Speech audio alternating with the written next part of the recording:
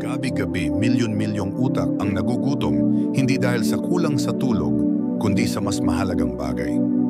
At ang masaklap, karamihan sa atin hindi ito alam. Kung ikaw ay higit 80 taong gulang at napapansin mong madalas kang makalimot, nahihirapang mag-isip, nawawala ang mga gamit na gigising na parang pagod pa rin, baka hindi edad ang dahilan. Baka ito ay kung paano mo tinatapos ang araw. Dahil habang tayo'y natutulog abala, ang ating utak naglilinis, nagpapagaling, nag-aayos. Pero hindi ito kusang nangyayari. Kailangan nito ng tamang paghahanda bago mo ipikit ang iyong mga mata. Ngayong gabi, ibabahagi namin ang isang simpleng ritual hango sa tradisyong Hapon at sinusuportahan ng agham na kayang baguhin ang takbo ng pagtanda ng iyong utak. At ito'y magsisimula sa isang taong isinabuhay ito gabi-gabi. Sa edad na higit 100 at patuloy pa ring nagseserbisyo bilang doktor, si Dr. Shigeaki Hinohara sa Japan. Hindi lang basta nabubuhay-buhay na buhay. Matalas ang isip, matatag ang diwa. Kilala bilang pambansang yaman ng kanilang bansa, naniniwala si Dr. Hinohara na ang pagtanda ay hindi kailangang mga hulugan ng pagbagsak kung naiintindihan mo ang mga senyales na kailangan ng iyong katawan at isipan. Hindi siya nabighani sa uso o takot. Simple ang kanyang mensahe.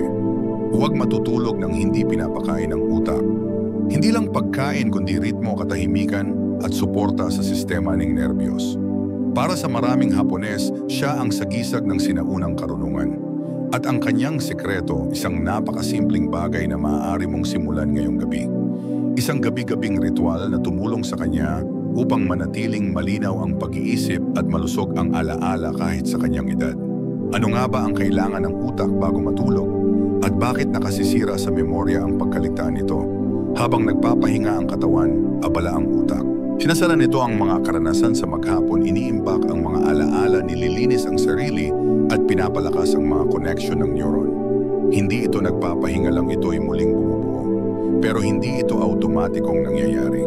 Tulad ng manggagawa, kailangan ng utak ng kagamitan at tamang kapaligiran upang magampanan ang tungkulin nito. Kapag natulog ka nang hindi ito hinanda, lumilipat ang utak sa emergency mode. Hindi ito nag-aayos ng alaala, basta't sinusubukang malampasan ang gabi. Naranasan mo na bang gumising na parang pagod pa rin kahit 7 o 8 oras kang natulog? Ganito ang epekto kapag hindi mo binibigay ang pangangailangan ng utak.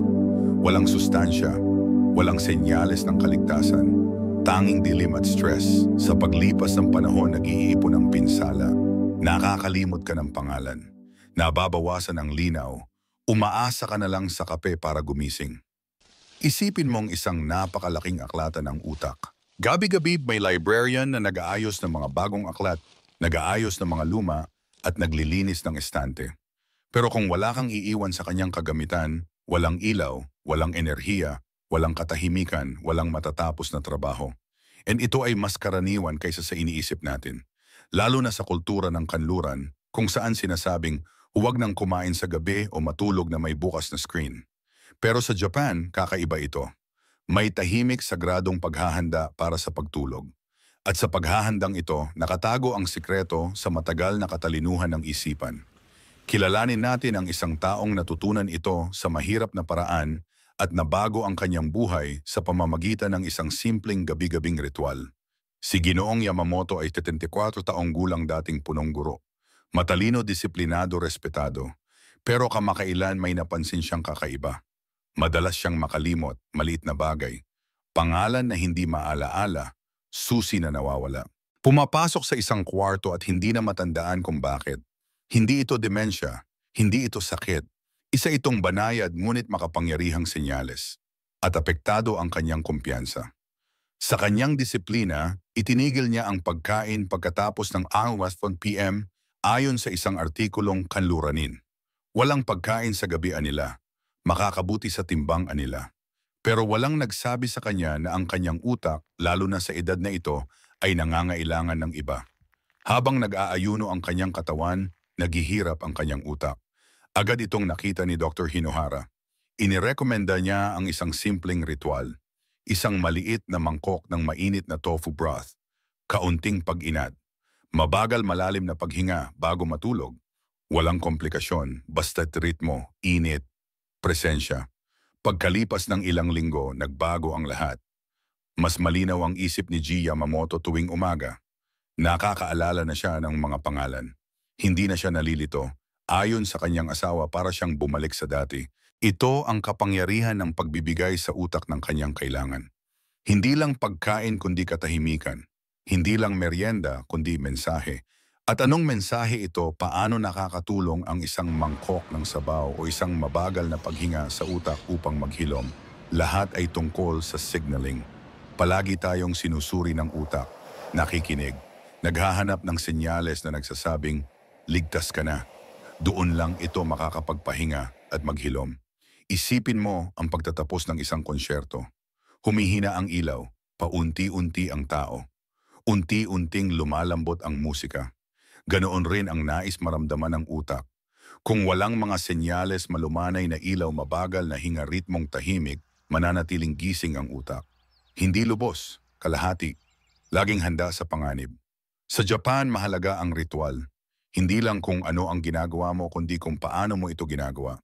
Ang tunog ng kumukulong tubig, ang kislap ng kandila, ang hiningang mabagal. Lahat ng ito ay senyales para sa limbic system, ang bahagi ng utak na responsable sa alaala, emosyon at kaligtasan. At sinusuportahan ito ng agham. Ipinapakita ng mga pag-aaral na ang tuloy-tuloy na ritual bago matulog ay nagpapababa ng cortisol, pinatatatag ang heart rate variability, at pinapagana ang parasympathetic system, ang sistema ng pahinga at paghilom. Hindi ito paniniwala lang. Isa itong wika, at ito ang wikang gustong marinig ng iyong utak. Narito ang isang banayad na paraan upang tapusin ang iyong araw. Hindi mo kailangang baguhin ang lahat kaagad. Simulan mo lang ngayong gabi. Pakuluan ang tubig, haluin ang kaunting miso paste, idagdag ang ilang piraso ng malambot na tofu. Hayaan itong painitin hindi lang ang katawan kundi ang hininga. Umupo, humigop ng dahan-dahan. Hayaan mong dumaloy ang init sa loob mo. Pagkatapos gumalaw, 5 minuto lang, iikot ang mga balikat, ipaikot ang leeg, yumuko, abutin ang iyong mga paa, walang pilit, at basta't presensya. O habang iniinat ang katawan, huminga ng malalim papunta sa tiyan. At habang humihinga palabas, banggitin sa isip, inihahanda ko ang aking isipan para sa kaliwanagan. Pagkatapos isulat ang 3 bagay na ipinagpapasalamat mo. Hindi kailangang malaki. Basta totoo, isang ngiti, isang paboritong kumot, ang katahimikan ng gabi. Natapos mo na ang iyong unang ritual. Isang ritual na hindi nangangailangan ng pera, gamot o pagiging perpekto, kundi ng layunin, ng ritmo. Ang bawat hakbang ay isang senyales, isang mensahe sa utak, tapos na ang araw. Magsimula ang paghilom, dahil ang paghilom ay hindi nagsisimula sa kama. Nagsisimula ito sa hininga. Hindi nawawala ang alaala dahil sa edad. Nawawala ito dahil sa kapabayaan. Bago matulog, alalahanin mo ang iyong isipan. Pakainin ito, patahimikin ito, at aalalahanin ka rin nito. Kung nararamdaman mong parang lumalabo ang iyong isipan, parang unti-unting nawawala ang kaliwanagan, taon-taon, tandaan mo, hindi ka walang magagawa. Hindi ka sira, kailangan mo lang ng ritmo. Isang banayad na pagbabalik sa mga ritual na nagpapagaling. Sa lahat ng nakikinig, ang maayos na pagtanda ay hindi tungkol sa puwersa, kundi tungkol sa ritmo, sa pag-alam kung kailan dapat lumaban at kailan dapat magpaubaya. At ngayong gabi, magpapaubaya tayo. Sa init, sa hinga, sa alaala. Kung nakatulong sa iyo ang mensaheng ito, mag-subscribe or mag-iwan ng maliit na donasyon sa link sa ibaba. Tinutulungan mo kaming maibahagi ang sinaunang karunungan sa makabagong isipan, upang matulungan ang mas marami katulad mo na matutong magpahinga ng buo. Magandang gabi at maraming salamat.